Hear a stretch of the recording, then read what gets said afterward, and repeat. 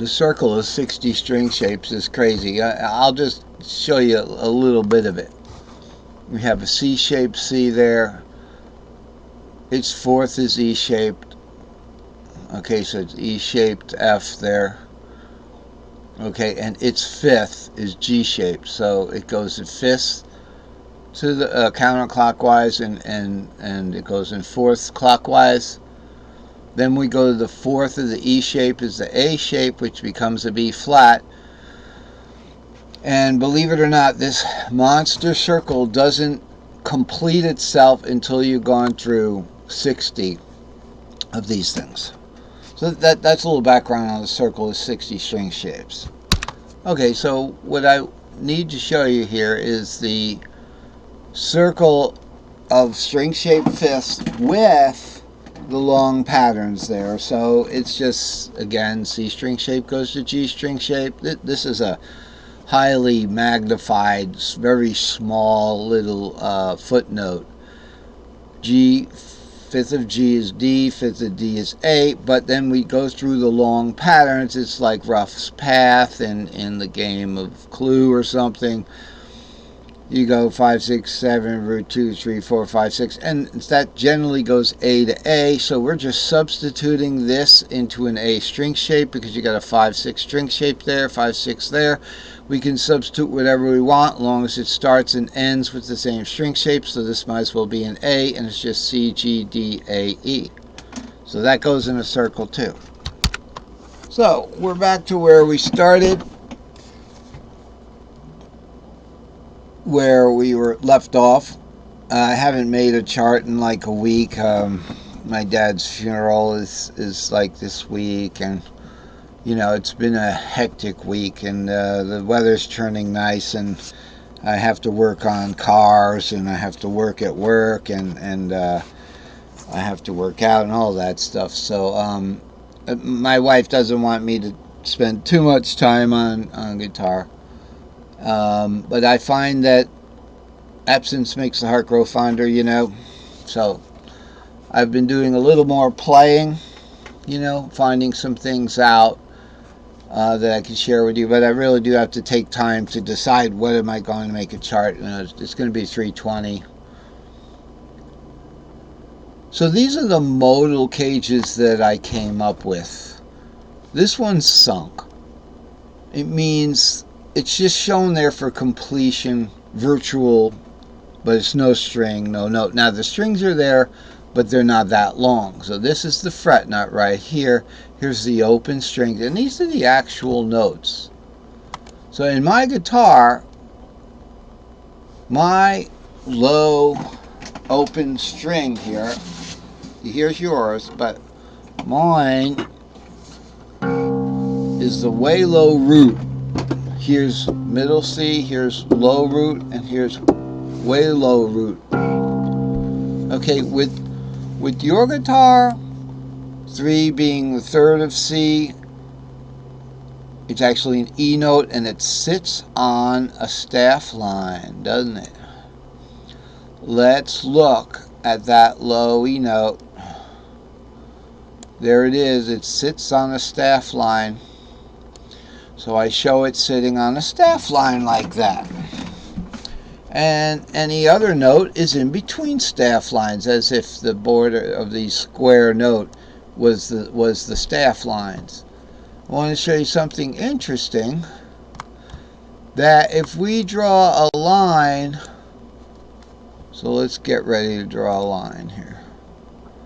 If we draw a line that connects our roots, our middle roots, MR, MR, MR, MR, MR, MR. Notice I'm very meticulous. Everything up here is on the treble clef. Everything down here in this virtual fretboard is on the bass clef. And the only note that is in between the two clefs is on this line, middle C. So let's look at middle C, and we'll see right there. The bass clef and the treble clef are connected only by middle C. The only reason you see bass clefs with a whole bunch of notes up there and treble clefs with a whole bunch of notes down there is because piano plays two hands, so you can split the bass clef into the left hand, and pretty much you're gonna, that you keep track of it that way. And the treble clef, like that. That's my explanation. So it's been a good lesson. I just wanted to get back into it a little bit with y'all. These seventh chords are really kind of weird. I didn't want to talk about them much. But if you had 94 notes on the piano instead of 88, and you started at C minor 7. Now remember that big circle I had that was the 60 string shaped circle? Okay.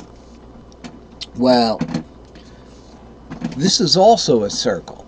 And if you start way down here on F major 7th, and you just go every other note on the staff. So it doesn't matter if you start here, you could start in between notes, or you could start with a note on the staff.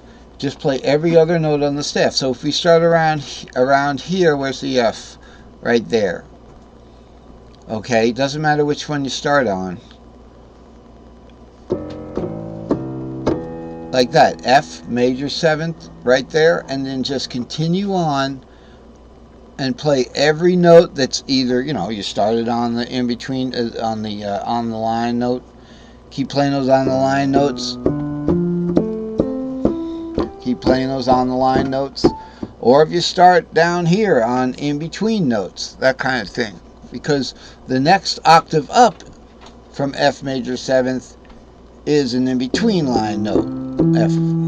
If you keep playing the in between line notes, it'll go around and it'll come full circle. It'll go full circle. And you know what these really spell?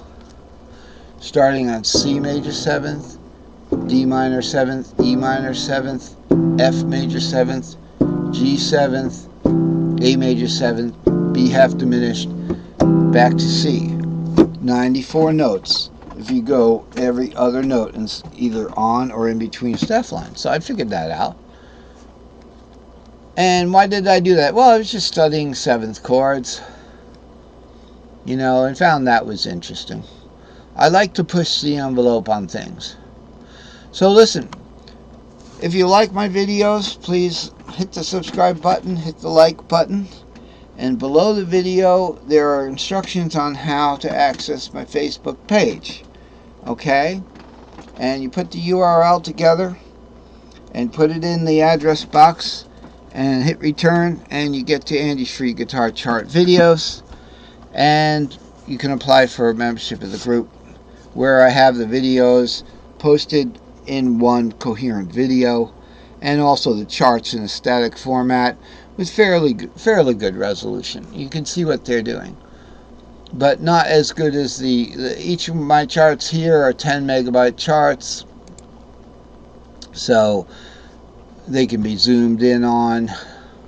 We were talking about this is chart 318, and all that stuff. You can just look at the resolution here, so if we got a major 4th root 3 5 root like that, there's substitutions there for the major 5th root 3 5 root. Just substitute, and all you have to remember is root 3 5 root. Just substitute the 4th shape. So you do root 3 5 root of the 4th shape, the shape that's the 4th of the shape that you're doing. Okay, how do you calculate the 4th? You take an increasing pentatonic scale, which is the word cage backwards, and skip every other letter. And those are in 4ths. That's how you substitute a 4th. The 4th shape. To get the 5th shape, you take every other letter in the word caged. Okay, and that's how you get the 5th shape. So if you're in the E shape and you want to go to the 5th shape, you go caged, C-A-G-E-D. The 5th shape is C, and you play a C shape C. Hey, we're out of time. It's been great giving you a free lesson today, and I hope you keep watching these videos, And I'll see you next time.